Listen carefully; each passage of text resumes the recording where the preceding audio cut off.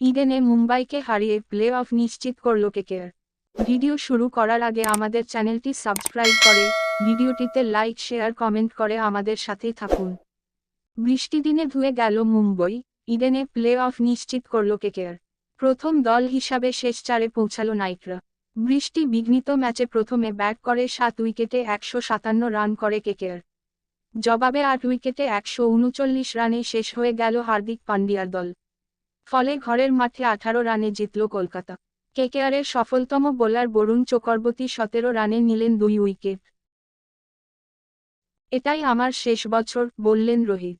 কেকেআরের সহকারী কোচ নায়ারকে মুম্বই তারকা রোহিত বলছিলেন, সবকিছুরই পরিবর্তন হচ্ছে একটু একটু করে। এগুলো ওদের ব্যাপার স্যাপার, যাই হোক না কেন ভাই, ওটা আমার ঘর, এই মন্দির আমার হাতেই তৈরি। নায়ার ও রোহিতের 30 সেকেন্ডের যে ভিডিও পোস্ট করা হয়েছে, তাতে শোনা যাচ্ছে রোহিত বলছেন, ভাই মেরা ক্যা, মেরা তো ইয়ে লাস্ট হ্যায়। যার বাংলা তর্জমা করলে হয়, এটাই আমার শেষ বছর, আমার কি। রোহিত হয়তো বলতে চেয়েছেন, হার্দিক পান্ডিয়ার হাতে নেতৃত্ব তুলে দেওয়ার পরে একটু একটু করে সব বদলে যাচ্ছে।